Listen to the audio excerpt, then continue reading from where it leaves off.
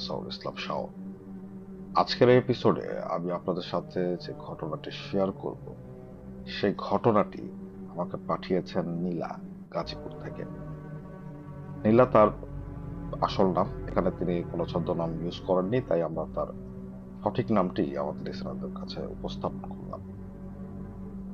আমরা কথা না বাড়িয়ে সরাসরি নীলা আমাদের কাছে যেভাবে তার ঘটনাটি বর্ণনা করেছে, আমরা ঠিক সেভাবেই নীলার ঘটনাটি আপনাদের শোনাবার চেষ্টা করছি। নীলার যখন বিয়ে হয় তখন নীলা অনার্স শেষ করে মাত্র। নীলারা ছোটবেলা থেকেই ঢাকাতেই মানুষ। ঢাকার ব্যস্ত শহর, ব্যস্ত জনপদ, চাকচিক্য, কোলাহল সবকিছু মিলিয়েই তার জীবন ছিল।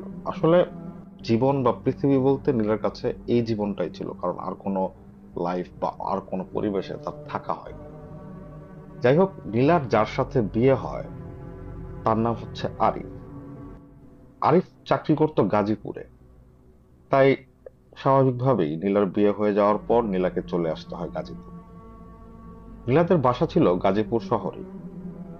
নীলা যখন ঢাকা ছেড়ে গাজীপুর শহরে আসলো, গাজীপুর শহর যে কোনো একটা শহরের মতোই ব্যস্ত শহর, খুব ঘনবসতি, মানুষের কোলাহল সবকিছু মিলিয়েই একটা ব্যস্ততম শহর বলা যায়। কিন্তু ঢাকার থেকে কোথায় জানি এটা একটু হলেও আলাদা। নীলা ধরতে পারতো না, কিন্তু তার সেই বাসার কথা বা ঢাকা শহরের বিভিন্ন জায়গার কথা খুব মনে পড়তো প্রথম প্রথম। নীলা তারপরও মানিয়ে নিয়েছিল, কারণ মানুষ মানিয়ে নেয়। বিয়ের 2 বছর পর নীলারা তাদের সেই বাসাটা চেঞ্জ করে। অর্থাৎ তারা যে বাসায় ছিল শহরের, তারা বাসাটা চেঞ্জ করে একটু মফস্বলের দিকে চলে যায়। এর কারণ হচ্ছে নীলার হাজবেন্ড আরিফের অফিস সেই জায়গা থেকে কাছে। আর বর্তমানে যেখানে তারা থাকতো, অর্থাৎ শহরের যে বাসাটা তারা আগে থাকতো, সেখান থেকে তার অফিসের দূরত্ব অনেক বেশি হতো। তাই নিজেদের সুবিধার্থেই তারা 2 বছর পর চলে যায় সেই মফস্বলের ভাড়া করা একটা বাড়িতে।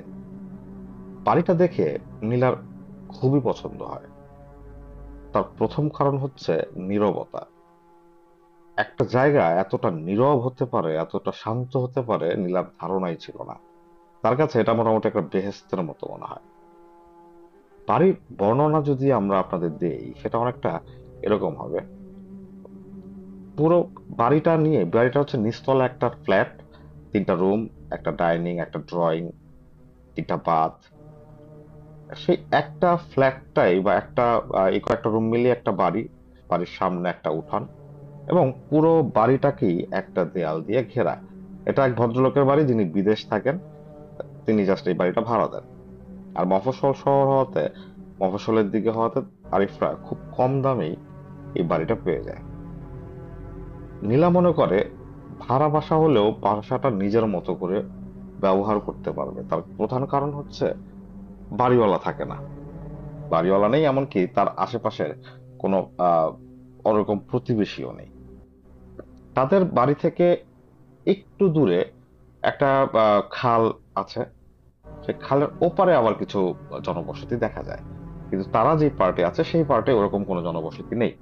আশেপাশে ধানি জমি, কিছুটা জঙ্গল, এরকমই আর কি জায়গাটা।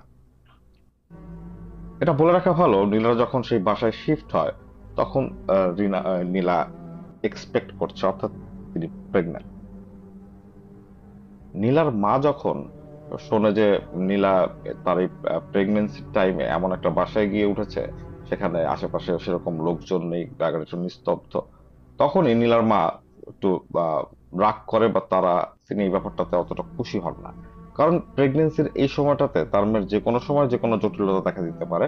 সেক্ষেত্রে আসলে তাকে দেখার বা তাকে ঠিক সেই অবস্থায় জরুরি সেবা দেওয়ার মতো কেউ আশেপাশে নাই থাকতে পারে, এবং কথাটা যৌক্তিক। এটার একটা কারণ ছিল। কিন্তু আরিফের ভাষ্য ছিল যে আমরা এতটাই গ্রামে না, আর বর্তমানে মোবাইলের যুগ, সবকিছুই মোবাইলে করা সম্ভব।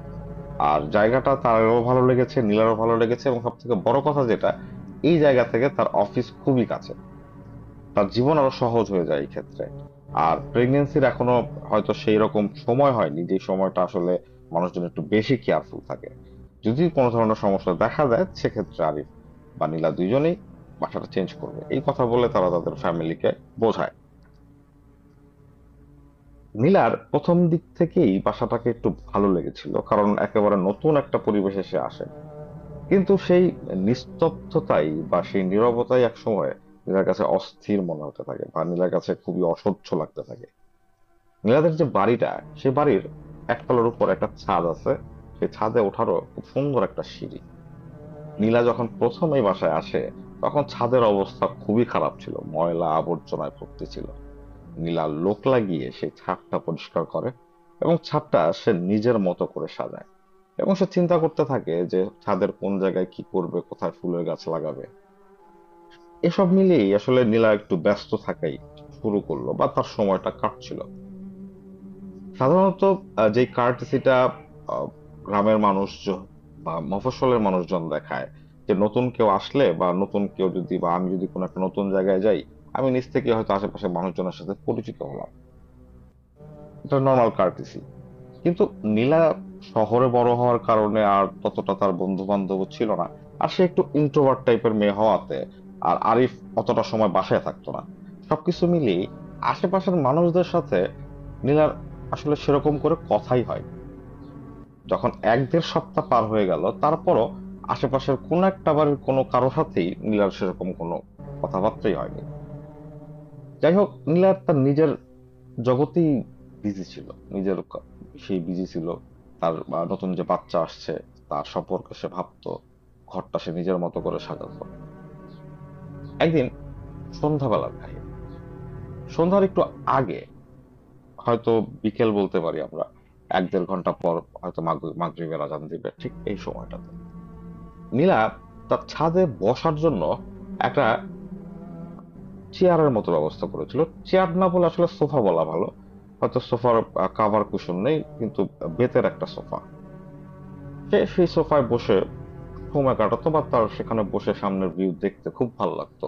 কারণ সেই জায়গায় বসলে দেখা যায় যে সামনে বিস্তীর্ণ ধানি জমি এবং আকাশটাকে অনেক বিশাল দেখা যায়। ঠিক সন্ধ্যের আগে আগে এই সিনটা একটা অপার্থিব সিন লাগে নীলার কাছে, এতই ভালো লাগে তার কাছে এই পরিবেশটা বা এই দৃশ্যটা।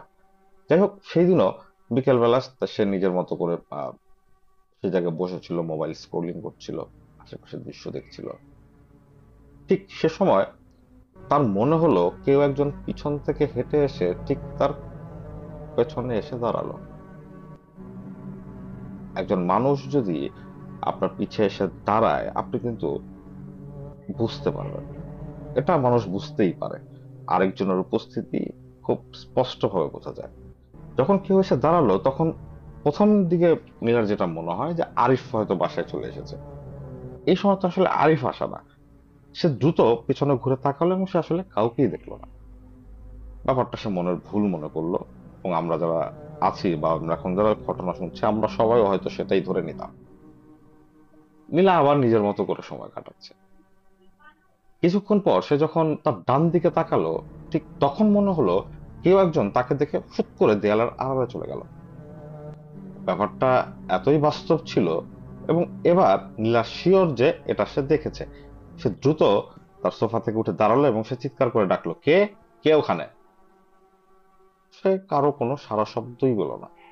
নীলা ধীরে ধীরে একটু সামনে এগিয়ে গেল, তার ভয় লাগছিল। প্রথম কারণ হয়তো অবশ্যই সে সময় কোনো ভৌতিক বিষয় ছিল না। তার প্রথম যেটা ভয় ছিল সেটা হয়তো কোনো চোর বা ডাকাত ঢুকে পড়লো কিনা। আর পুরো বাসাটাতে সে একাই থাকে, শুধু এক কাজের মহিলা থাকে যার বাড়ি কাছেই, সে দুপুরবেলা পর্যন্ত থেকে চলে যায়। নীলা প্রথম একটু দ্বিধা করছিল যে সে গিয়ে দেখবে কিনা, তারপরও সে একটু সাহসী ছিল বলা চলে। আর সাহসী না হলে কোনো মেয়ে আসলে একা একটা বাড়িতে থাকতে রাজি হয় না। যাই হোক, তো সে এগিয়ে গিয়ে যখন সে দেয়ালের ওপারে তাকায় সে কাউকেই দেখে না। সে আবার ভালো করে আশেপাশে খুঁজে দেখে, সামনে গিয়ে সে উঁকি মেরে নিচে তাকিয়ে দেখে, কিন্তু সে কাউকেই দেখে না। নীলা পুরা অবাক হয়ে যায়। এরপর আর নীলা ছাদে থাকে না, সে নিচে নেমে আসে। রাত ৭টা কি ৮টার দিকে আরিফ ফিরে আসে। আরিফ আসার পর নীলা তাকে এই ঘটনা বলে। আরিফ বলে যে আসলে তুমি যেহেতু কাউকে দেখোই নি, তার মানে হচ্ছে পুরো ব্যাপারটাই তোমার দেখার ভুল বা মনের ভুল বলতে পারো। আরিফের কাছে ব্যাপারটা এতটাই সহজ ছিল।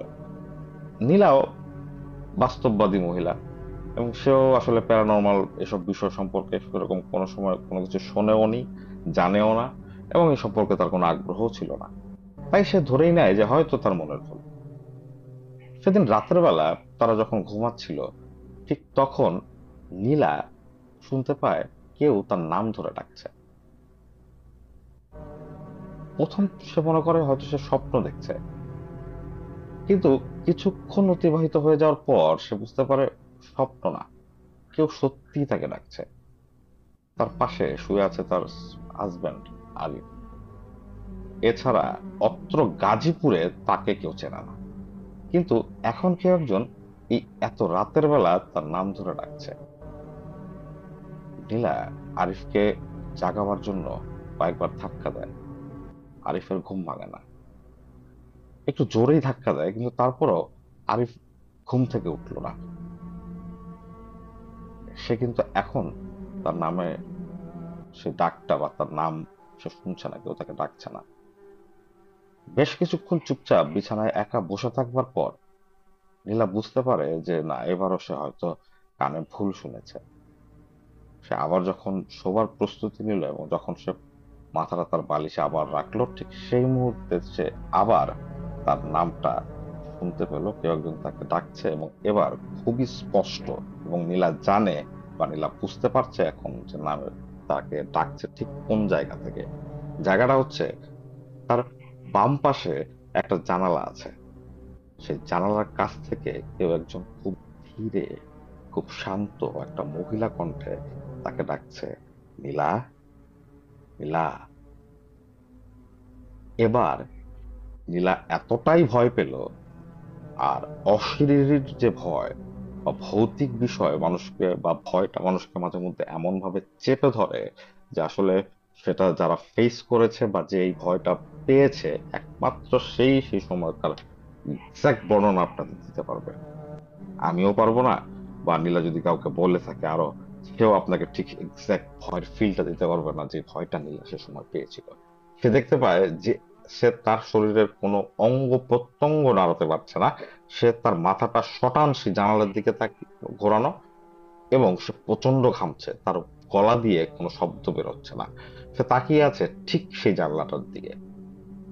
জানালাটা বন্ধ, পর্দা দিয়ে ঘেরা, কিন্তু বাইরের একটা ল্যাম্পপোস্টের আলোর কারণে কিছুটা আলো সেই জানালাটায় পড়ে। তাই যদি জানালার ওপারে কেউ দাঁড়িয়ে থাকে বা কেউ হেঁটে যায়, সেক্ষেত্রে একটা ছায়া সেই জানালায় পড়বে।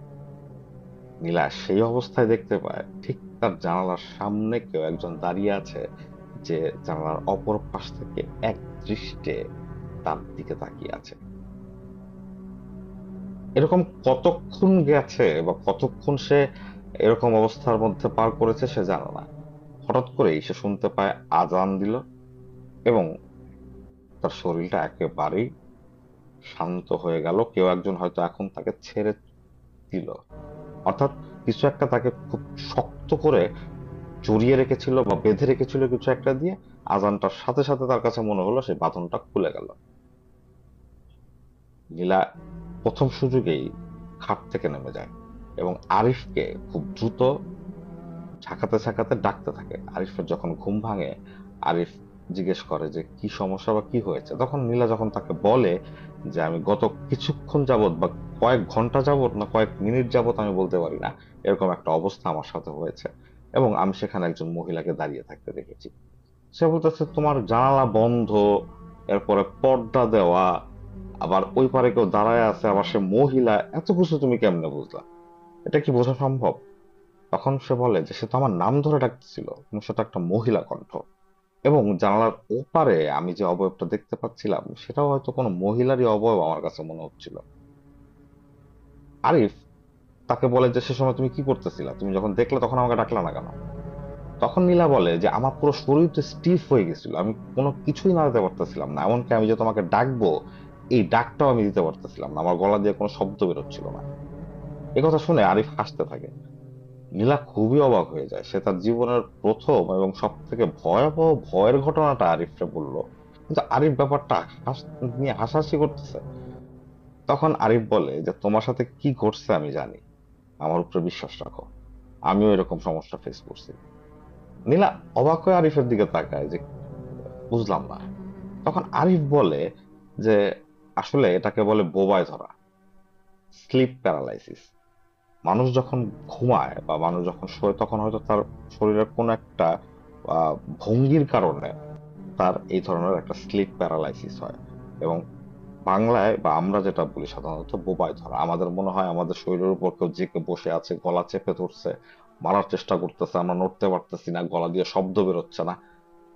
ঠিক একই সিস্টেমটাই বা একই প্রসেসটাই তোমার সাথে কালকে রাতে ঘটছে, যেটাকে আমরা বলি বোবায় ধরা।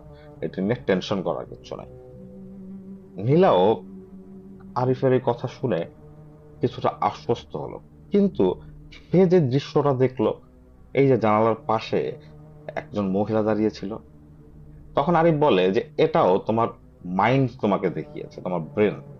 এটা হচ্ছে তোমার ইমাজিনেশন, আর কিছুই না। মানুষকে যখন বোবায় ধরে তখন মানুষও নাকি এরকমের কিছু একটা দেখতে পায়, যে কেউ একজন বা কোনো একটা ক্রিয়েচার তার উপর ঝাঁপিয়ে পড়েছে, তাকে চেপে ধরেছে, এই ধরনের। এটা ব্রেন তোমার সাথে জাস্ট একটু খেলা করলো, আর কিচ্ছু না। এসব বিষয় তুমি ভুলে যাও। নীলা নিজেও শিক্ষিত মহিলা ছিল এবং সে নিজেও খুব লজিক্যাল একজন পার্সন। তাই তার কাছে আরিফের যুক্তিটাকে অকাট্য মনে হয় এবং সে ধরেই নেয় যে এটাই হয়েছে তার সাথে। তাই ব্যাপারটা বা এই চাপটা তার উপর থেকে সরে যায়। কিন্তু এই ধরনের ঘটনা তার সাথে আগে কোনো সময় ঘটেনি, কিন্তু এখন যখন ঘটলো, যেটা সেটাতে সে একটু অবাক হয়েছে বটে, কিন্তু সে এটা ধরে নেয় যে এটা স্বাভাবিক, মানুষের জীবনে হতেই পারে। এই ঘটনার পর 2 দিন কেটে যায়। এই 2 দিনের মধ্যে উল্লেখযোগ্য কিছুই ঘটে না। কিন্তু এই 2 দিনের ভেতর একদিন আশেপাশের কিছু মহিলারা তার বাসায় আসে তার সাথে পরিচিত হবার জন্য।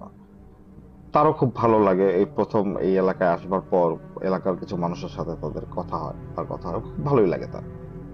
তো তাই সেই মহিলাদের সাথে প্রায় ঘন্টা দেড়েকের মতো সে আড্ডা দেয়। এরপর যখন মহিলারা চলে যাচ্ছিল তখন তাদের মধ্যে থেকে একজন মহিলা তাকে বলে যে ভাবি, আমরা শুনছি যে এই বাসাটা সেরকম ভালো না, এই জন্য এখানে লোকজন থাকে না। এই বাসাটা প্রায় 2-2.5 বছর খালি ছিল, এরপর আপনারা আসলেন। আপনি যেহেতু এখন প্রেগনেন্ট, সেক্ষেত্রে আপনি একটু সাবধানে থাকেন। এই কথা বলে সে মহিলা চলে যায়। নীলাও সে মহিলাকে বলে যাচ্ছে ঠিক আছে, ধন্যবাদ। কিন্তু নীলার মনের মধ্যে একটু সন্দেহ দানা বাঁধা শুরু করে। সে মনে করতে থাকে যে আসলে এই কয়েকদিন আমার সাথে যা ঘটলো, এটা কি আসলে আমার নিজের মনের ভুল, না এই বাড়িটাতে কোনো সমস্যা আছে। রাতের বেলা যখন আরিফ বাসায় আসে তখন নীলা আরিফকে বলে এই ঘটনা। তখন আরিফ বলে যে না না, এইসব বিষয় নিয়ে মাথা ঘামানোর কিছুই নাই। এগুলো মহিলারা জাস্ট তোমার সাথে মজা করলো, বা হয়তো এরকম মহিলা এরকম থাকে যে শুধু শুধুই তোমাকে ভয় দেখালো, এগুলো নিয়ে মাথা ঘামানোর কিছু নেই। নীলা তারপরও তার মনের ভেতর এই ধরনের খুঁতখুঁত থেকেই যায়। এরপর নীলার সাথে বেশ কিছু ঘটনা ঘটে, ছোট ছোট ঘটনা, কিন্তু অদ্ভুত। যেমন একদিন সে বিকেল বেলা ছাদে ছিল, ছাদে সে নিজের মতো করে সময় কাটাচ্ছিল, হঠাৎ করেই তার কাছে মনে হলো যে তার পেছনে কেউ একজন দাঁড়িয়ে আছে, যার শরীর থেকে খুব পচা একটা দুর্গন্ধ বেরোচ্ছে। সে যখন পেছনে ঘুরে তাকায় সে কাউকেই দেখতে পায় না। সে ছাদটা ভালো করে খুঁজে দেখে, কিন্তু সেদিনও সে ছাদে কিছুই পায় না। আরেকদিন সে রান্নাঘরে যখন রান্না করছিল তখন হঠাৎ করেই তার মাথার উপরে একটা উপরে যে তাকে, সেই তাকে একটা ডিব্বা ছিল, ভারী একটা ডিব্বা, সেই ডিব্বাটা পড়ে যায়। নীলা লক্ষ্য করে যে আসলে যেই জায়গায় এই ডিব্বাটা ছিল সেখান থেকে কেউ ধাক্কা দিয়ে না ফেলে দিলে এটা পড়ার কথা না, নর্মাল বাতাসেও পড়ার কথা না। নীলার কাছে অবাক লাগে জিনিসটা। আবার মাঝে মধ্যে তার কাছে মনে হয় তারা যখন রাতের বেলা ঘুমায় তখন তাদের ঠিক দরজার ওপাশে কেউ হাঁটাচলা করে। তার কাছে মনে হয় যে হাঁটাচলা করছে, সে ডাইনিং রুমের ভেতর ঘোরাঘুরি করছে। সে চোখ বন্ধ করে বোঝার চেষ্টা করে। সে বুঝতে পারে যে বাইরে হাঁটাহাঁটি করছে। সে ডাইনিং রুমের টেবিলের চেয়ার টান দিয়ে এই বসলো। সে জগ থেকে পানি ঢেলে খাচ্ছে, এই শব্দ সে শুনতে পাচ্ছে। সে আবার কিছুক্ষণ চুপ করে বোঝার চেষ্টা করে যে সে যা শুনছে যা সত্যি কিনা। আবার সে কোনো কিছুই শুনতে পায় না। এই ধরনের বিভিন্ন ধরনের শব্দ, কোনো সময় ছায়া, কারো উপস্থিতি, এই ধরনের সে টের পেতে থাকে। নীলা যতবারই আরিফকে এই বিষয় সম্পর্কে বলতে যায়, আরিফ ব্যাপারটা নিয়ে মাথায় ঘামায় না। আর সে সময় আরিফের অফিসেও খুব ঝামেলা চলছিল। সে আসলে এসব ঝামেলা নিজের মাথায় নিতে যাচ্ছিল না বলেই হয়তো, বা তার কাছে এই ঘটনার কোনো গুরুত্ব ছিল না। যাই হোক, এভাবে বেশ কিছুদিন কাটে, প্রায় 2 সপ্তাহের মতো। একদিন রাতের বেলা আরিফ এবং নীলা যখন ঘুমাচ্ছিল, তখন আরিফ স্বপ্নে দেখে যে নীলা তার পাশ থেকে উঠে বসলো। ঘুমন্ত অবস্থা থেকে সে উঠে বসলো। বসে সে বিছানা থেকে নামলো, নেমে সোজা হেঁটে চলে গেল ঠিক তাদের ডান দিকে যে জানালা আছে, সেই জানালার কাছে।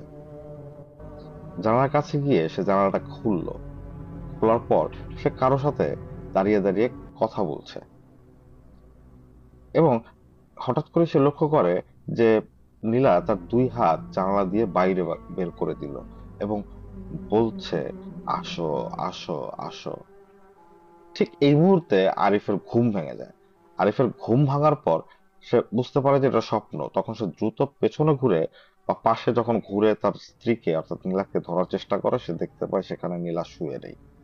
আরিফ যখন আবার সামনে তাকায়, সে দেখতে পায় ঠিক স্বপ্নে সে যা দেখছিল, ঠিক একই ঘটনা এখন বাস্তবে ঘটছে। অর্থাৎ সে দেখতে পায় নীলা জানালার সামনে দাঁড়িয়ে আছে, তার 2 হাত জানালা দিয়ে বাইরে দেওয়া, এবং সে বলছে, আসো, আসো। আরিফ এই দৃশ্য দেখে হতভম্ব হয়ে যায়। সে নীলাকে ডাক দেয়, কিন্তু তার কাছে মনে হয় নীলা তার কথা শুনতে পাচ্ছে না। সে একটা ট্রান্স অবস্থার মধ্যে আছে। আরিফ বিছানা থেকে দ্রুত নেমে যখন নীলাকে ধরে, নীলা অনেকটা অজ্ঞান হওয়ার মতো তার কোলে শুয়ে পড়ে। আরিফ তাকে কোলে করে নিয়ে এসে আবার বিছানায় ঘুম পাড়িয়ে দেয়। পরদিন সকালবেলা যখন নীলার ঘুম ভাঙে, তখন আরিফ নীলাকে জিজ্ঞেস করে যে কালকে রাতে কি হয়েছিল। নীলার কিচ্ছু মনে নেই। তাই আরিফও নীলাকে এই বিষয়টা বলে না। নীলা বারবার যখন জিজ্ঞেস করে তাকে যে আসলে কি হয়েছে বলো না, তখন সে বলে যে না, তোমার সাথে একটু মজা করলাম, আর কিছু না। তো নীলাও ব্যাপারটা নিয়ে আর মাথা ঘামায় না। কিন্তু আরিফ এই প্রথমবারের মতো তার স্ত্রীর আগের বলা কথার কিছুটা হয়তো অনুমান করতে পারছে, বা তার কাছেও এই প্রথম জিনিসটা একটু অদ্ভুত, একটু অলৌকিক মনে হচ্ছে। সে আরিফ যখন অফিসে চলে যায় সেদিন, সে অফিসে যাওয়ার পর চিন্তা করতে থাকে যে আসলে এই ধরনের সমস্যা যেগুলো ও বলতেছিল, এগুলো হয়তো সত্যি। কারণ কালকে রাতে যে ঘটনাটা দেখলাম, কারণ আমার তো আসলে একই জিনিস স্বপ্নে দেখার কথা না। আমি স্বপ্ন ভাঙার পর আমি জাস্ট যে জিনিসটা দেখলাম সেটা তো অবিশ্বাস্য। আরিফ তার এক কলিগের সাথে এই বিষয়ে কথা বলে। তখন এক কলিগ তাকে বলে যে আপনি আপনার বাড়িটা বন্ধ করান, অনেকদিন পুরনো বাড়ি, আর বাড়িতে যেহেতু কেউ থাকে না, খারাপ কিছু থাকতেই পারে, তারপর ভাবি প্রেগন্যান্ট। তাই সেদিন আরিফ অফিস থেকে একটু দ্রুত ছুটি নিয়ে আসরের নামাজের পর এক হুজুরকে নিয়ে বাসায় উপস্থিত। নীলা হুজুরকে দেখে একটু অবাক হয়, কারণ আরিফ আসলে ওরকমের ধার্মিক ছেলে না, আবার হুজুর নিয়ে আসছে কি কারণে। তখন আরিফ যখন বলে যে না, আমরা যেহেতু নতুন বাসায় উঠছি, ওঠার পর আসলে একটু মিলাদ পড়ানো দরকার। মিলাদ টিলাদ না পড়ালে খারাপ কিছু হতেই পারে। যাই হোক, আমরা মিলাদ পড়াই, বাড়িটাকে করি, বন্ধ করি। আর হচ্ছে যেহেতু আমাদের সন্তান আসছে, তারও তো সেফটির বিষয়টা আমাদের দেখতে হবে। নীলাও ব্যাপারটাতে খুশি হয়। যাই হোক, হুজুর তার নিজের মতো করে কাজকর্ম শুরু করেন, এবং কাজকর্ম শেষ করবার পর তিনি আরিফকে বলেন, সেটা নীলার থেকে একটু গোপনে, সেটা হচ্ছে এই বাড়িতে একটা সমস্যা আছে। এই বাড়িতে একটা জিন আছে, যে জিনটা নীলার উপর এফেক্ট করছে তার বাচ্চার ক্ষতি করবার জন্য। তো সেই হুজুরকে যখন আরিফ বলে যে ভাই কি করতে হবে, তখন সেই হুজুর বলে যে ভাই অনেক ব্যবস্থাই আছে, কিন্তু টাকা খরচ হবে। তখন আরিফ বলে যে কোনো সমস্যা নেই, আপনি বলেন কি করতে হবে। তখন সে তার মতো করে আরিফকে কিছু জিনিস করতে বলে, কিছু কাজ করতে বলে। তো আরিফ সেগুলো করে, এবং পরে হুজুর যেটা তাকে বলে যে আপনি এখন নিশ্চিন্তে থাকতে পারেন, এরকম কোনো সমস্যাই হবে না। এরপর হুজুর চলে যায়, এবং আরিফও মোটামুটি নিশ্চিন্ত হয় যে আহ, হুজুর হয়তো ঠিকভাবেই ঘরটা বন্ধ করে দিয়ে গেছেন। কারণ পরবর্তী 1 সপ্তাহ তার জীবনে সবকিছুই একেবারেই নর্মাল ছিল। এরপর একদিন শুক্রবার, সেদিন আরিফের অফিস ছুটি। সে তখন সারাদিনই বাসায়। সে শুক্রবার দিন দুপুরবেলা একটু ঘুমায়। সেদিন দুপুরবেলাও সে খাবার খাওয়ার খাবার দাবার করে, খাবার শেষ করে সে যখন ঘুমালো, ঘুম ভাঙতে ভাঙতে তার একেবারে সন্ধ্যার একটু আগে আগে তার ঘুম ভাঙে। ঘুম ভাঙার পর সে দেখে যে পুরো ঘর মোটামুটি একটু অন্ধকার, কিন্তু আশেপাশে কোথাও নীলা নাই। সে নীলাকে কয়েকবার ডাক দেয় কিন্তু কোনো সাড়া শব্দ পায় না। সে ধরেই নেয় যে নীলা ছাদে। আরিফ নীলাকে খোঁজার জন্য যখন ছাদে যায়, ছাদে গিয়ে আরিফ যে দৃশ্য দেখে সেটা আরিফ জীবনেও কল্পনা করতে পারে না। আরিফ দেখে নীলা ছাদের ফ্লোরে বসে আছে, তার চুলগুলো সব সামনের দিকে ঝোঁকা, এবং সে একটা অদ্ভুত ভঙ্গিতে পেটটাকে চাপ দিয়ে মাথাটা নিচু করে বসে আছে, যেটা একেবারে অস্বাভাবিক একটা ভঙ্গি কারো বসে থাকার। আর যেভাবে চাপ দিচ্ছে পেটে, সেটা দেখে আরিফ একটু আতঙ্কিত হয়ে যায়। কারণ যে কয়েক মাস গেছে সেই কয়েক মাসে নীলার পেটের যে আকৃতি সেটা একটু পরিবর্তন হয়েছে, এবং সে যেভাবে চাপ দিয়েছে তাতে হয়তো বাচ্চার ক্ষতি হতে পারে। তাই আরিফ দ্রুত গিয়ে যখন নীলাকে ধরে, ধরার সাথে সাথে নীলা আরিফকে একটা ধাক্কা দেয়, এবং সেই ধাক্কার এতটাই জোর ছিল যে আরিফ কয়েক হাত দূরে গিয়ে পড়ে। এবং আরিফ দেখতে পায় নীলা তার দিকে তাকিয়ে একটা বীভৎস রকমের হাসি দিয়ে আছে, কিন্তু সে হাসির কোনো শব্দ ছিল না, মুখের ভঙ্গিটা ছিল সে হাসি হাসি মুখ। আরিফ আতঙ্কিত হয়ে পড়ে। এরকম আতঙ্ক তার জীবনে আর কখনোই আসে নাই। আরিফ মরিয়া হয়ে নীলাকে ডাকতে থাকে, নীলা, নীলা, কি হয়েছে তোমার, কি হয়েছে?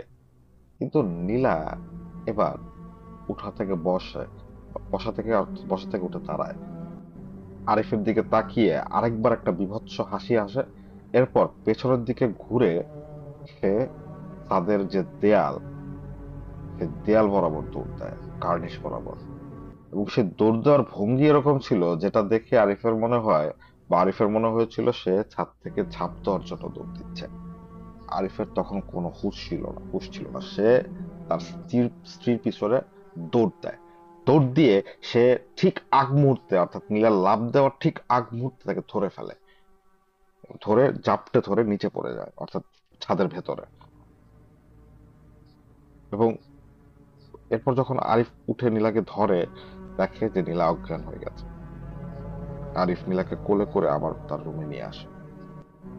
কিছুক্ষণ মুখে পানির ঝাপটা দেওয়ার পর নীলা একেবারে স্বাভাবিক, তার কোনো কিচ্ছু মনে নেই।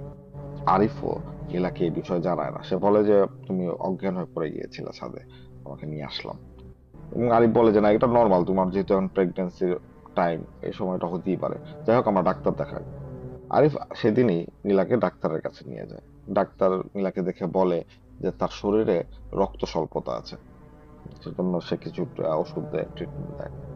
এদিকে আরিফ এমন একটা অবস্থায় পড়েছে যে আসলে তার এই মুহূর্তে এই বাসাটা চেঞ্জ করা সম্ভব না। সে ধরেই নিয়েছে এই বাসাতেই সমস্যা। আর যে ধরনের ঘটনা ঘটছে সেক্ষেত্রে তার স্ত্রীর, তার অনাগত সন্তানের এবং তার নিজেরও জীবন সংশয় হতে পারে। আরিফ কিছু না বুঝেই, কিছু কিছু বুঝতে পারছিল না আসলে সে কি করবে। সে তার শাশুড়িকে ফোন করে এবং শাশুড়িকে ফোন করে আসতে বলে। আরিফের শাশুড়িও তার ফোন পেয়ে তার পরের দিনই চলে আসেন গাজীপুর। আরিফের শাশুড়ি বাসায় আসেন। আর নীলা খুবই খুশি হয় তার মাকে দেখে। কিন্তু আরিফ খান হঠাৎ করেই তার মাকে ফোন দিয়ে আনলো, নীলা তখন জানে না। কিন্তু যাই হোক, যেহেতু তার হাজবেন্ড এই কাজ করেছে, সে আসলে খুবই খুশি হয়। নীলার মাও নীলার সাথে থাকতে চাচ্ছিলেন, কারণ তার মেয়ের এই অবস্থাতে কোন সময় কি হয়ে যায়। আর যেহেতু তখন যখন তিনি শুনেছেন তার মেয়ে একা থাকে একেবারে আহ, একেবারে বিরাট একটা জায়গায়, তখন থেকেই সে একটু চিন্তিত ছিল।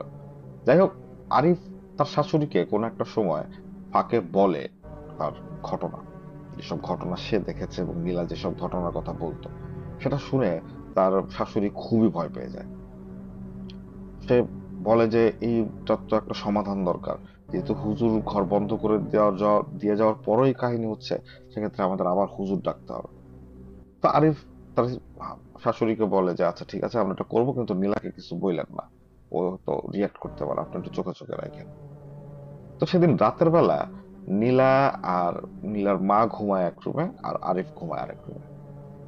মাঝরাতে হঠাৎ নীলার মায়ের অর্থাৎ আরিফের শাশুড়ির গোঙানির শব্দে আরিফের ঘুম ভেঙে যায় এবং নীলার চিৎকারে সে চলে আসে তাদের রুমে। এসে দেখে তার শাশুড়ি মুখে হাত দিয়ে ফ্লোরে বসে আছে। আরিফ যখন জিজ্ঞেস করে কি হয়েছে, তখন তার শাশুড়ি তার মুখ থেকে হাত সরায়। আরিফ দেখতে পায় তার শাশুড়ির গালে 3 আঙ্গুলের একটা ছাপ, অর্থাৎ কেউ একজন তাকে থাপ্পড় মেরেছে যার হাতে মাত্র 3টা আঙ্গুল। আরিফের শাশুড়িকে যখন আরিফ জিজ্ঞেস করে কি হয়েছে, সে বলে সে কিছুই জানে না। প্রচন্ড চড়ে তার ঘুম ভাঙে এবং সে চড়ের শব্দটা এত জোরেই ছিল যে পাশে ঘুমিয়ে থাকা সেই নীলাও সেই চড়ের শব্দ শুনেছে। এবার আরিফ বুঝতে পারে যে না, এখন সিরিয়াস কিছু করার সময় চলে এসেছে। এখন এসব বিষয় নিয়ে খেলাফেলা করলে হবে না। হুজুর তারা আবার ডাকে। সেই হুজুর আবার তার নিজের মতো করে কিছু রিচুয়াল করে, কিছু কাজ করে, সবাইকে তাবিজ দিয়ে যায়। কয়েকদিন তারা ভালো থাকে, তারপর আবার সেই সমস্যা শুরু হয়। এক পর্যায়ে সে হুজুর বলে যে আপনাদের এই বাসাটা চেঞ্জ করতে হবে, যত সমস্যা এই বাসা। তখন আরিফ কিছু সীমাবদ্ধতা সত্ত্বেও সে বাসাটা চেঞ্জ করে এবং বাসাটা চেঞ্জ করে সে শহরের দিকে একটা ফ্ল্যাট ভাড়া করে। সেই ফ্ল্যাটে চলে আসে আরিফ, নীলা, নীলার মা। সেখানেই তারা চিন্তা করে যে আচ্ছা ঠিক আছে, যেহেতু যেই ফ্ল্যাটে সমস্যা বা যে বাড়িতে সমস্যা ওই বাড়িটা আমরা ছেড়ে দিলাম। এখন তারা মনে করে যে না, এখন হয়তো তারা নিশ্চিন্ত। কিন্তু দুর্ভাগ্য তাদের পিছু ছাড়ছিল না। প্রথম কয়দিন তো তারা সেই বাসায় খুব ভালোভাবেই থাকলো। তারা ধরেই নেয় যে আল্লাহর অশেষ রহমতে এবার হয়তো বেঁচে গেছি বা আমাদের সাথে আর এই ধরনের সমস্যা হবে না। বেশ কিছুদিন পর একদিন রান্নাঘরে আরিফ ভাই শাশুড়ি রান্না করছিলেন। হঠাৎ করে তার মনে হলো কেউ একজন তার পেছনে তার চুল দিয়ে, অর্থাৎ তার চুল ধরে টান দিল।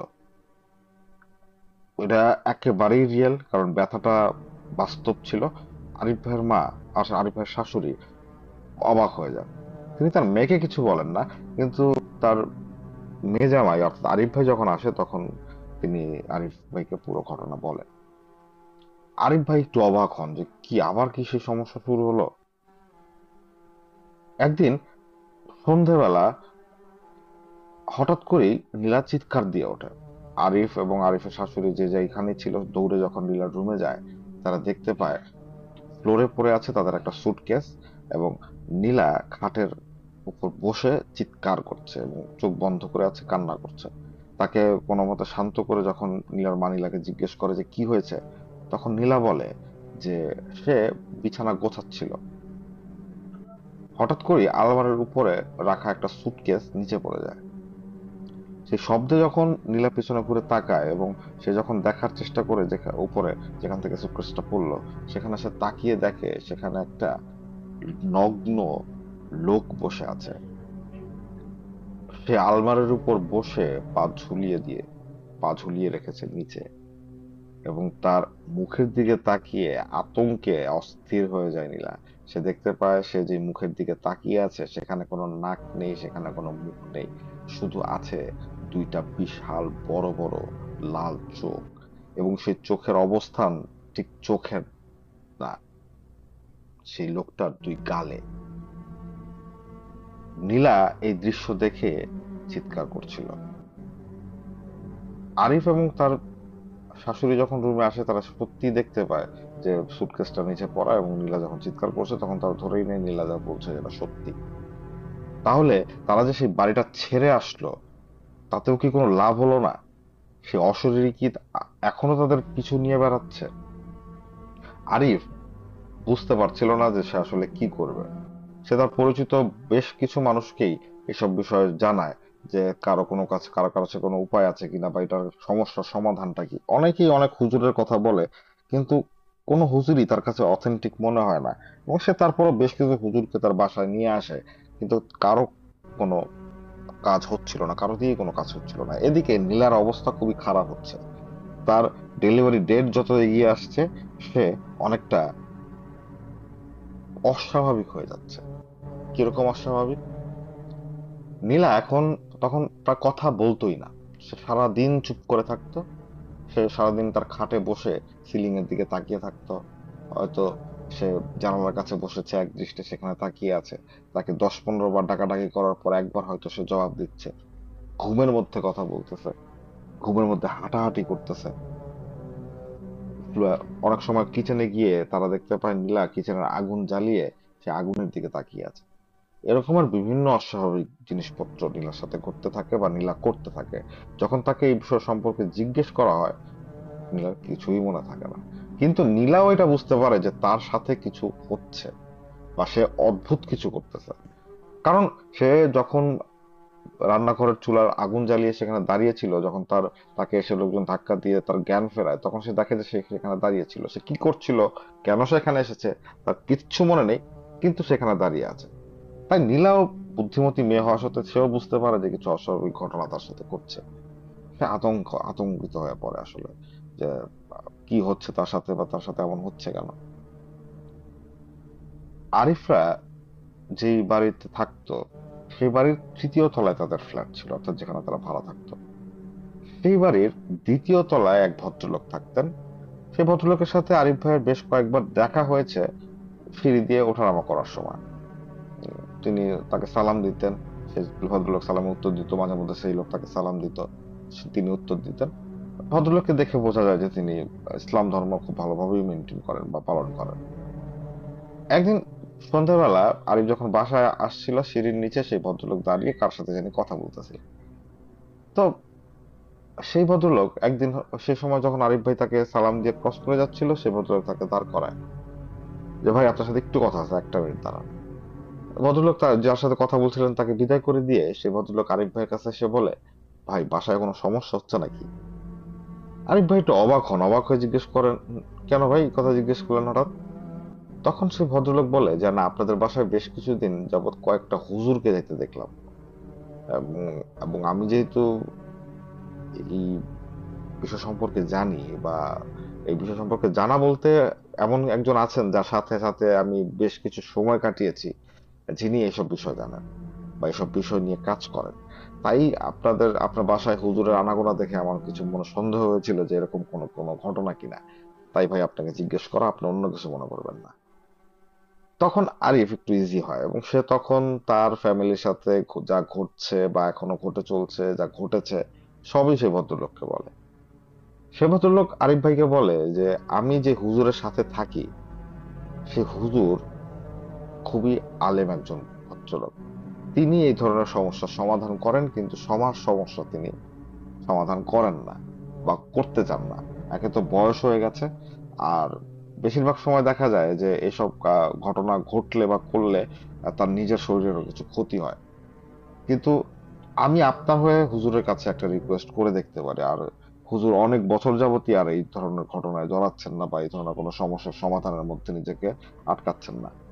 যাই হোক, আরিফ ভাই বলেন যে, ভাই আপনি যদি মনে করেন এই হুজুর আমার কোনো উপকার করতে পারবে, তাহলে ভাই আপনার কাছে রিকোয়েস্ট, আপনি যে করেই হোক ওনাকে একটু রাজি করান, দরকার হলে আমি আপনার সাথে যাব।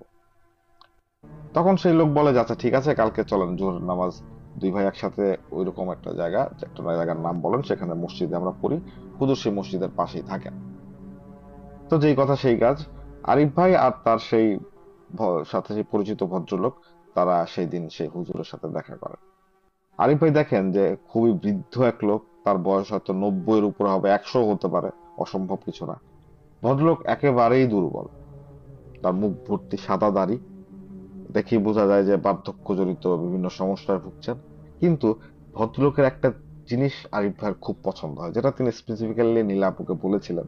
এবং নীলা আপু যখন আমাদেরকে এই ঘটনা শেয়ার করেছেন এবং তিনি তখন এই কথাটা আমাকে বলেন, সেটা হচ্ছে সেই ভদ্রলোকের চেহারার ভিতর বা তার হাসির ভিতর এমন কিছু ছিল যেটা লোকজনকে শান্ত করত, আশ্বাস দিত। হাসিটা খুব সুন্দর ছিল। আরিফ ভাই যখন তার সমস্যা সে হুজুরকে বলছিলেন, তখন হুজুর চোখ বন্ধ করে তার কথা শুনতেছিলেন। তো হুজুর পুরো কথা চোখ বন্ধ করে শুনলেন। শোনার পর তিনি আরিফ ভাইকে বলেন যে, আপনি বাসায় চলে যান, আমি কয়েকদিন পরে আপনার বাসাটা ঘুরে যাব। এই কথা বলে আরিফ ভাই এবং সেই ভদ্রলোক যিনি আরিফ ভাইকে নিয়ে এসেছেন তারা হুজুরের কাছ থেকে বিদায় নিয়ে চলে আসেন বাসায়।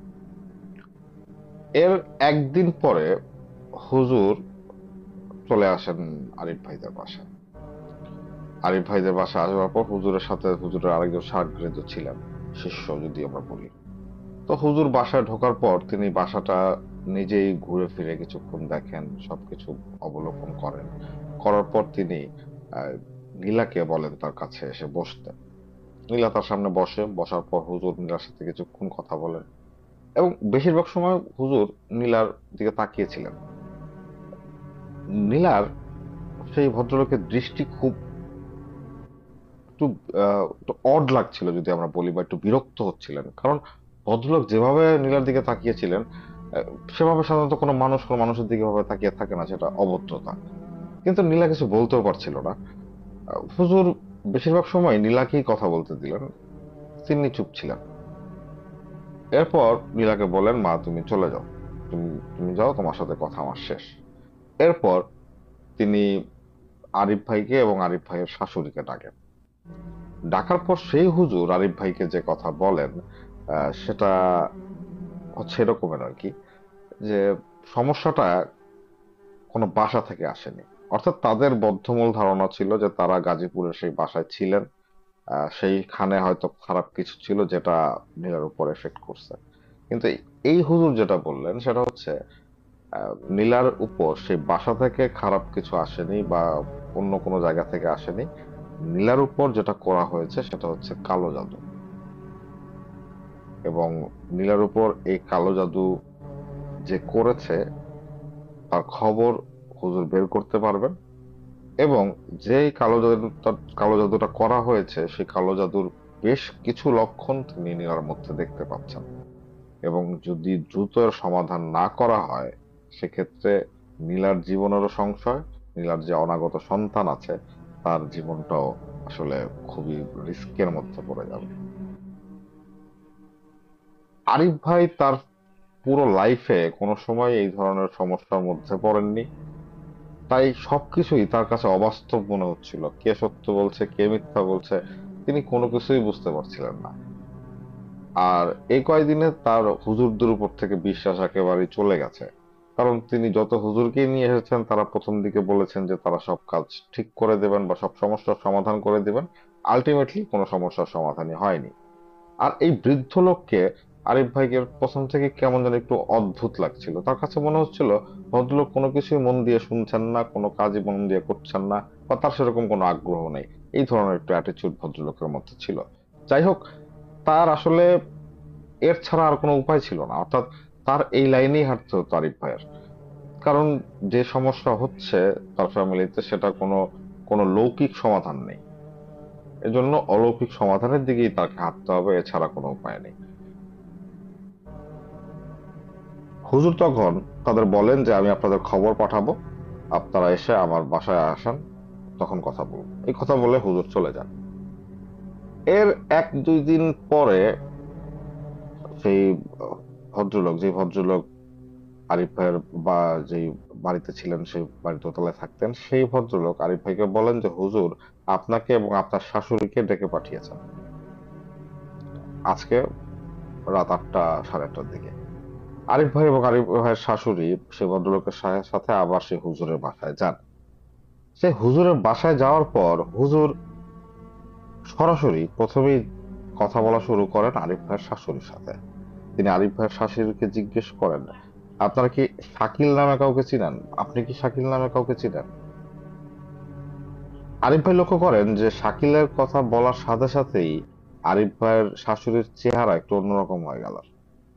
তখন হুজুর বললেন যে আপনার চেহারা দেখে বুঝতে পারছি যে আপনি শাকিল নামের যে ভদ্রলোকের কথা আমি বলছি তাকে আপনি চেনেন। তখন আরিফ ভাইয়ের শাশুড়ি মাথা নাড়ায়। তখন সে হুজুর বলা শুরু করে আরিফ ভাইকে যে এখানে কিছু কথা আমি বলবো, সেটা আপনার কাছে নতুন মনে হতে পারে, বা কিছু আপনার কাছে মনে হতে পারে আপনার কাছ থেকে লুকানো হয়েছে, কিন্তু কোনো কিছুই আপনি মনে লাগাবেন না, কারণ এখানে নীলার কোনো দোষ নেই। তখন হুজুর যেটা বলেন সেটা হচ্ছে শাকিল নামে একটা ছেলে ছিল যে নীলাকে খুবই পছন্দ করত, নীলাকে বিয়ে করতে চাইতো। সে শাকিল নীলার সাথেই পড়তো ভার্সিটিতে। সে শাকিল প্রচুর চেষ্টা করে নীলাকে বিয়ে করবার জন্য। নীলাও হয়তো কিছুটা শাকিলের প্রতি দুর্বল ছিল, কিন্তু সে কখনোই তার মা বাবার মতের এগেনস্টে বিয়ে করবে না, সেটা সে শাকিলকে সরাসরি জানিয়ে দেয়। এবং শাকিল তার সর্বোচ্চ চেষ্টাটা করে নীলার মা বাবাকে বোঝাবার যে সে তার মেয়েকে খুব ভালো রাখবে, সে তার মেয়েকে অনেক ভালোবাসে। কিন্তু শাকিলের পারিবারিক অবস্থা অতটা ভালো ছিল না, বা এই ছেলে এখনো পড়ালেখা করতেছে, সে চাকরি বাকরিও করতেছে না। এদিকে আবার নীলার জন্য বিভিন্ন সম্বন্ধ আসা শুরু করছিল। তাই সবকিছু মিলিয়ে এই নীলার বাবা মা আসলে শাকিলকে রিজেক্ট করে। এবং একদিন নীলাও শাকিলের সাথে খুব খারাপ ব্যবহার করে কোন একটা বিষয় নিয়ে, এবং নীলা টোটালি শাকিলকে অ্যাভয়েড করা শুরু করে। শেষের দিকে শাকিল এতটাই ডেসপারেট হয়ে গিয়েছিল যে সে নীলার বাসার সামনে এসে ঘন্টার পর ঘন্টা বসে থাকতো, প্রায় রাত 12টা 1টা পর্যন্ত। মাঝখান দিয়ে এরপরে তাকে এলাকার সিকিউরিটি দিয়ে বা লোকজনকে দিয়ে মার খাওয়িয়ে, মার দিয়ে সেখান থেকে তাড়িয়ে দেওয়া হয়। এবং সেই শাকিল পরবর্তীতে একটা কাজ করে, যেটা হুজুর আরিফ ভাইদের বলছিলেন। সেটা হচ্ছে, শাকিল এই অপমানের প্রতিশোধ নিতে যাচ্ছিল। সে চিন্তা করছিল যে সে তো নীলাকে শুধু ভালোই বাসতো, তার তো আর কোনো অপরাধ ছিল না। কিন্তু তাকে তারা কেন মারলো, তার এই ক্ষোভ থেকে সে যে জিনিসটা করে, সে বলে যে সে নীলার জীবন ধ্বংস করে দিবে। নীলা যেহেতু তার না, সে আর কাউকেই নীলার কাছে ঘেঁষতে দেবে না। এবং সে যখন এক পর্যায়ে শুনতে পায় নীলার বিয়ে ঠিক হয়েছে, নীলার বিয়ে, তখন সে যেটা করে, সে এক তান্ত্রিকের সহযোগিতায় একটা কালো জাদু করে। যে কালো জাদুর উদ্দেশ্য হচ্ছে নীলার যত সন্তান হবে সব সন্তানকে মেরে ফেলা। এবং নীলাও ধীরে ধীরে অসুস্থ হয়ে পড়বে, পাগল হয়ে যাবে, এবং নীলাকে তার হাজবেন্ড ছেড়ে দিবে। এবং নীলাকে ছেড়ে দিলে সে নীলাকে বিয়ে করবে, এই ধরনের তার চিন্তা ভাবনা ছিল, অর্থাৎ সে শাকিলের। সেই উদ্দেশ্যেই সে ভারতে গিয়ে এক তান্ত্রিককে ধরে। সেই তান্ত্রিকের সাথে কিছু অপদেবতা থাকতো তাদের ভাষায়, বা যেটাকে জিনি বলে, খারাপ একটা জিন। সেই জিনটাই সেই তান্ত্রিক নীলার উপরে পাঠায়। সেই জিনটা নীলাকে এফেক্ট করা শুরু করে গাজীপুরের সেই বাসা থেকেই, কারণ সেখানে তাকে সে একলা পেয়েছিল অরক্ষিত অবস্থায়। এখন এই বিষয়টা শোনার পর প্রথমে তো আরিফের কাছে একটু ধাক্কার মতো লাগে। এরপর সে বিষয়টা আসলে মানিয়ে নেয়। আর সে তার স্ত্রীর উপর আসলে কোনো সময় রাগ করে না এই বিষয় নিয়ে, কারণ এটাতে আসলে তার স্ত্রীর কোনো দোষ নেই। তাই আরিফ তাকে বলে, অর্থাৎ হুজুরকে বলে যে, হুজুর আমি কিভাবে এই সমস্যা থেকে বাঁচতে পারবো, আপনি এটার একটা সমাধান দেন। যেহেতু আপনি এই জিনিসটা বলতে পারছেন, তার মানে আপনি এটার সমাধান করতে পারবেন। তখন সে হুজুর বলেন যে, আসলে আমরা তো আসলে সমাধান করি না, সমাধানের ফয়সালা করেন আল্লাহ। তিনি যদি চান যে আপনার স্ত্রীর এই সমস্যার সমাধান হবে, তাহলে হবে। আর আল্লাহ যদি না চান, সেক্ষেত্রে আসলে আমার কোনো কিছুই করার নেই। আমি যেটা করতে পারি, আমি চেষ্টা করতে পারি। তখন আরিফ বলে যে, হুজুর আপনি একটু চেষ্টা করেন, আমার স্ত্রীকে বাঁচান, আমার প্রথম সন্তান, সে পৃথিবীর মুখ দেখবে না, আলো দেখবে না, এর থেকে কষ্টের কি হতে পারে। তখন সে হুজুর বলেন যে, এই কালো জাদুটা ধ্বংস করতে হলে 4টা তাবিজ আছে, সেই 4টা তাবিজ বের করে ধ্বংস করতে হবে। এছাড়া এই কালো জাদু ধ্বংস করা সম্ভব না। এই 4টা তাবিজ কোথায় আছে, সেটা হুজুর তার সাথে থাকা বা তার কথা শোনা কিছু জিন আছে, তাদের মাধ্যমে বের করবেন। এবং সেই তাবিজ যদি ধ্বংস করা যায়, বা সেই 4টে তাবিজ যদি খুঁজে পাওয়া যায়, সেক্ষেত্রে তারা হয়তো নীলার জীবন বাঁচাতে পারবে। নীলা কিন্তু এই যে এত কিছু ঘটছে, এত কিছু ঘটনা শুনছে, তার কিছুই জানতো না, কারণ তাকে জানাবার নিষেধ ছিল। এদিকে নীলার শারীরিক অবস্থাও ধীরে ধীরে খুব খারাপ হতে থাকে। একদিন রাতের বেলা তার ব্যথা শুরু হয়, তাকে হাসপাতালে ভর্তি করানো হয়। এরপর ডাক্তাররা বিভিন্ন ট্রিটমেন্ট শুরু করে। তখন নীলা হাসপাতালে ভর্তি ছিল, যখন হুজুর নীলাদের বাড়িতে অর্থাৎ ঢাকাতে আসেন তাবিজ খোঁজার জন্য। হুজুর বলেন সেই শাকিল এই তার বাসার আশেপাশেই এই তাবিজ পুঁতে রেখেছে, এই তাবিজগুলো উদ্ধার করতে হবে। তখন সেই হুজুর একটা অদ্ভুত কাজ করেন। তিনি একটা বাটি সেই বাড়ির ঠিক সামনে যে রাস্তাটা, সেই রাস্তার উপর সে বাড়িটা রাখেন এবং তার এক শাগরেদকে বলেন যে বাড়িটা ধরতে। তো তার এক শাগরেদ সে বাড়িটা চাপ দিয়ে ধরে। তখন হুজুর কোন একটা সূরা পড়ে সেই বাটিতে ফু দেন এবং সবাই আশ্চর্য হয়ে লক্ষ্য করে সেই বাটিটা আপনি আপনি এক জায়গা থেকে আরেক জায়গায় দৌড়াদৌড়ি করতেছে। প্রথমে দেখলে সবার মনে হবে হয়তো যে লোকটা বাড়িটা ধরে রেখেছে সেই হয়তো বাড়িটা নিয়ে দৌড়াদৌড়ি করতেছে, কিন্তু আলটিমেটলি আপনি যখন অনেকক্ষণ যাবত তাকিয়ে থাকবেন, ব্যাপারটা লক্ষ্য করবেন, তখন বুঝতে পারবেন আসলে বাটিটাকে সে নাড়াচ্ছে না, বাটি তাকে বিভিন্ন জায়গায় ঘুরিয়ে ঘুরিয়ে নিয়ে যাচ্ছে। এক পর্যায়ে সে বাড়িটা যেতে যেতে এমন একটা জায়গায় গিয়ে থামলো, সেটা হচ্ছে নীলাদের বাড়ির পেছনে একটা নারিকেল গাছ আছে, সেই গাছের নিচে। হুজুর বলেন এই জায়গাটা খোঁড়ার জন্য। সেই জায়গাটা খোঁড়া হয় এবং সেখান থেকে হুজুর একটা তাবিজ বের করেন। এরপর সে বাড়িটা আবার ঘোরাঘুরি করতে থাকে। করতে করতে সেটা নীলাদের বাড়ির ভেতর ঢোকে। ভেতর ঢুকে ঠিক নীলাদের যে ড্রয়িং রুম, সেই ড্রয়িং রুমের ভেতরে যায়। ড্রয়িং রুমের ভেতরে তারা তাদের কিছু গাছ ছিল, যে গাছগুলো আর্টিফিশিয়াল না, জেনুইন গাছই, জাস্ট সাজাওয়ার উপকরণ হিসেবে। সেই টবের ভেতর থেকে সে আরেকটা তাবিজ বের করে। এরপর সে আরেকটা তাবিজ বের করে, নীলা যে রুমে ঘুমাতো সেই রুমের তোশকের ভেতর থেকে আরেকটা তাবিজ বের হয় এবং সর্বশেষ তাবিজ যেটা বের হয় সেটা বের হয় নীলাদের বাথরুম থেকে। বাথরুমের কমোডের ভেতরে একটা পলিথিন দিয়ে পেঁচিয়ে সাথে আরো কিছু আম, জিনিস ছিল, যেগুলো কিছু পশুর হাড়, চামড়া, খুরের কিছু অংশের মতো মনে হলো, এই ধরনের আরো কিছু দিয়ে সেটা বাথরুমের যে ফ্ল্যাশ কমোডের উপরে যে জায়গাটা যেটা খোলা যায়, সেই জায়গার ভেতর পলিথিন দিয়ে পেঁচিয়ে ডুবিয়ে রাখা। তো হুজুর সেই 4টা তাবিজ বের করেন এবং বের করে সেগুলো ধ্বংসের ব্যবস্থা করেন এবং এরপর তিনি আবার সেই বাসাটা ভালো করে শুদ্ধ করে বন্ধ করে দিয়ে যান এবং তিনি আবার আসেন এই আরিফদের বর্তমান বাসায়, অর্থাৎ গাজীপুরে তারা এখন যে ফ্ল্যাটে থাকে সেখানে। সেখানে এসে তিনি আবার সবকিছু ভালো করে বন্ধ করে দিয়ে যান। বন্ধ করে দিয়ে যাওয়ার পর তিনি নীলাকে নিয়ে বসেন। নীলাকে বলেন যে, মা, তোমার জীবনে এত আগে, অর্থাৎ আজকের আগ পর্যন্ত যা হয়েছে সব বাদ। এখন তোমার নতুন জীবন শুরু। তোমার সন্তান আসছে, সন্তানের খেয়াল রাখবা। আর তুমি সুস্থ। তুমি আগে যা কিছু দেখেছো বা যা কিছু শুনেছো বা যা তোমার সাথে হয়েছে কিন্তু তুমি জানো না, মানুষের কাছ থেকে শুনছো, সেগুলো আর তোমার সাথে হবে না, এই বিশ্বাসটা তোমার ভেতর রাখবে। আর সবসময় নামাজ পড়বে, পাক পবিত্র থাকবে, কোরআন শরীফ পাঠ করবে। আর আরেকটা বিষয় যেটা, সেটা হচ্ছে তুমি সন্ধ্যার পরে কোনো সময় একা বের হবে না কোথাও গেলে, তোমার সাথে যাতে একজন থাকে। কারণ একটা খারাপ কিছু তোমার উপর আক্রমণ করার চেষ্টা করেছিল, আমরা সেটা হয়তো বাধা দিতে পেরেছি বা সেই সমস্যার সমাধান করতে পেরেছি, কিন্তু সেটা কতদিন থাকবে সেটা আসলে আমরা কেউ বলতে পারি না। সবকিছু তোমার উপর ডিপেন্ড করতেছে। তুমি যদি আমাদের বলা কথা মতো কাজ করো, থাকো, সেক্ষেত্রে হয়তো বাকিটা জীবন আর তোমাকে এই সমস্যার মধ্যে দিয়ে যেতে হবে না। তো হুজুরের কথাবার্তা নীলার কাছে খুবই ভালোই লাগে। প্রথম দিন যখন হুজুর তার সাথে কথা বলছিল, যখন হুজুর তার দিকে তাকিয়েছিল, তখন তার কাছে একটু রাগ হচ্ছিল। এই কথাও কিন্তু হুজুর নীলাকে বলে। হুজুর বলে যে, আমি প্রথম দিন যখন তোমার কাছে আসলাম আমি তোমার দিকে এক দৃষ্টি তাকিয়েছিলাম, এক পর্যায়ে দেখলাম তুমি বিরক্ত হচ্ছ। আসলে তোমার ভেতরে থাকা বা তোমার আশেপাশে থাকা যেই খারাপ এন্টিটিটা ছিল, আমি তাদের দিকেই তাকাচ্ছিলাম। তোমার মনে হচ্ছিল আমি তোমার দিকে তাকিয়ে আছি। যাই হোক মা, এখন থেকে আল্লাহর রহমতে আর কোনো সমস্যা হবে না। নিজের খেয়াল রাখবা, নিজের সন্তানের খেয়াল রাখবা।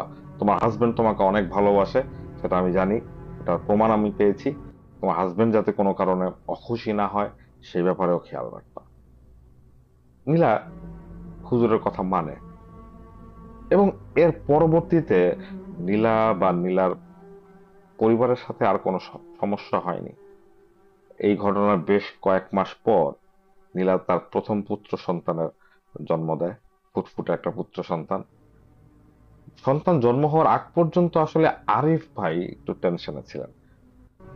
নীলার কাছে মনে হয়েছিল যে না, যা হুজুর যা করে দিয়ে গিয়েছেন বা হুজুর যেসব কথা বলেছেন সেসব যদি আমি মেনে চলি তাহলে আমার আর সমস্যা হবে না। আলটিমেটলি তাদের আসলেই আর কোনো সমস্যা হয়নি। আরিফের আরিফ ভাইয়ের শ্বশুর খুঁজে বের করতে চেয়েছিলেন শাকিলকে, যে শাকিল কেন তার মেয়ের জীবনে এত বড় একটা সর্বনাশ ডেকে এনেছিল। কিন্তু পরবর্তীতে নীলা বা আরিফ তারা আসলে এই বিষয়ে তার শ্বশুরকে বা নীলার বাবাকে নিরুৎসাহিত করেন যে আসলে এইসব বিষয় নিয়ে বাড়াবাড়ি করা ঠিক না, বা সে যেটা করেছে হয়তো তার কারণটাও আমরা বুঝি। আর এটা নিয়ে চার্জ করলে হয়তো হিতে বিপরীত হতে পারে, তাই এই বিষয় সম্পর্কে আসলে কোনো সময় সে শাকিলকে খুঁজে বের করে তাকে চার্জ করাও হয়নি। আর তাদের কাছে সেরকম কোনো প্রমাণও ছিল না যে আসলে শাকিল এই কাজগুলো করেছে। এরপর আর কোনো সমস্যা আজ পর্যন্ত নীলাপুর ফ্যামিলির সাথে হয়নি। আমরা দোয়া করি যাতে নীলাপুর ফ্যামিলির সাথে আর এই ধরনের সমস্যা না হয়। নীলাপুর সুস্থ থাকুক, নীলাপুর বাচ্চারা সুস্থ থাকুক, আরিফ ভাই সুস্থ থাকুক। কারণ এই ধরনের সমস্যার মধ্যে দিয়ে যারা গেছেন আজ পর্যন্ত খুব লাকি পার্সনরাই ঠিকভাবে বের হয়ে আসতে পারছেন। তা না হলে অনেকেই আছেন যারা এই সব ঘটনার এফেক্ট সারা জীবন বয়ে বেড়ান, যেগুলো হয়তো আমাদের কাছে অবিশ্বাস্য মনে হয়, কিন্তু সেগুলোই আসলে তাদের কাছে চরম সত্য। যাই হোক, এটাই ছিল আজকের ঘটনা। আজকের ঘটনা আপনাদের কেমন লেগেছে অবশ্যই আমাদের জানাবেন। আর ঈদের জন্য, যেহেতু ঈদ আমাদের খুব কাছাকাছি চলে এসেছে, ঈদে আপনাদের জন্য আমরা দুইটা স্পেশাল এপিসোড করবো ইনশাল্লাহ। যার একটা তো অবশ্যই আমরা অ্যানাউন্স করে দিয়েছি, সেটা হচ্ছে হুকুম আসছে, যেটা আপনাদের খুবই আকাঙ্ক্ষিত। আপনারা অনেকদিন যাবত অপেক্ষা করছেন, এবং হুকুমের এই পার্টটা আসতেও আসলে অনেক দেরি হয়েছে। ইনশাল্লাহ এই ঈদে আমরা হুকুমের এটা নিয়ে আসব। আর হুকুমের এই ঘটনাটি আপনারা আগের ঘটনার সাথে মেলাবার চেষ্টা করবেন না, কারণ রাতুল ভাই আমাকে যেটা বলেছেন যে এটা হয়তো একটু ইউনিক একটা ঘটনা হবে। আমরা এখনো জানি না, আমি নিজে ব্যক্তিগতভাবে জানি না ঘটনাটা কেমন হবে। আশা করি প্রত্যেকবারের মতো এবারও মহিবুল্লাহ হুজুর আপনাদের চমকে যাবে। আর দ্বিতীয় যে স্পেশাল এপিসোড আমি আপনাদের সাথে শেয়ার করব, সেটাও আপনাদের খুবই পরিচিত এবং আপনাদের খুবই পছন্দের, সেই ইমন রাজ ভাইয়ের পাঠানো ঘটনা। যে ফুয়াজের ঘটনা আমরা তার ঘটনায় পাই, যে আরিফ হুজুরের ঘটনা বা কথা আমরা ঘটনায় পাই, সেই আরিফ হুজুর আসছেন এবং তার ঘটনা নিয়ে আসছেন ইমন রাজ ভাই। বিশাল এক ঘটনা। ইনশাআল্লাহ এই ঈদে আমরা আপনাদের সেই ইমন ভাইয়ের আরিফ হুজুরের ঘটনা আপনাদের শোনাতে পারবো। ঘটনা আমরা পেয়েছি এবং ঘটনা নিয়ে আমরা ইনশাআল্লাহ কাজ করছি। আপনারা যারা আমাদের সাথে নিয়মিত যুক্ত আছেন, যারা অপেক্ষা করেন যে শাওন স্টোরি টেলিং বা শাওনের এপিসোড কবে আসবে, যারা মনক্ষুণ্ণ হন এপিসোড না দিলে, যারা রাগ করেন যে কেন আমরা এপিসোড দিচ্ছি না, কেন আজকে এপিসোড প্রচার হয়নি, তাদের কাছে আসলে আমি অনেক কৃতজ্ঞ। আপনাদের রাগও যে আপনাদের ভালোবাসার একটা বহিঃপ্রকাশ, সেটা আমি বুঝি। আমি সর্বোচ্চ চেষ্টা করি যে আপনাদের কাছে, আপনাদের সামনে আমার ঘটনাগুলো বা আমি আমার যেসব স্টোরি টেলার আছেন বা স্টোরি সেন্ডার আছেন, তাদের ঘটনাগুলো আপনাদের কাছে ভালোভাবে উপস্থাপন করার জন্য। এবং আমার ভালো লাগে যে আপনারা আমার ঘটনার জন্য অপেক্ষা করেন, আপনারা চান যাতে আমি ঘটনা বলি আপনাদের। আমিও আসলে এটাতে খুবই প্লিজড বলতে পারেন, মেসমারাইজড বলতে পারেন। আমি খুবই আহ, কৃতজ্ঞ বলতে পারেন আপনাদের কাছে যে আপনারা আমার মতো একজন অভাজনের ঘটনা শোনার জন্য অপেক্ষা করেন। এটা আসলে আমার জীবনে অনেক বড় পাওয়া। এবং এই তৃপ্তি থেকেই বা এই আত্মতৃপ্তি থেকেই আমি চেষ্টা করি আপনাদের কাছে ভালো একটা কন্টেন্ট বা ভালো একটা গল্প, ভালো একটা ঘটনা আপনাদের সাথে শেয়ার করবার জন্য। অনেক সময় দিতে পারি না, এই জন্য আসলে আমি আন্তরিকভাবে দুঃখিত। কিন্তু যেহেতু আমি বলেছি যে আমি এখন থেকে আমাদের এই চ্যানেলে আপনারা নিয়মিত ঘটনা পাবেন, ঘটনার আপডেট পাবেন ইনশাল্লাহ। হয়তো আপনারা লক্ষ্য করেছেন যে আমরা আগে থেকে অনেকটাই নিয়মিত।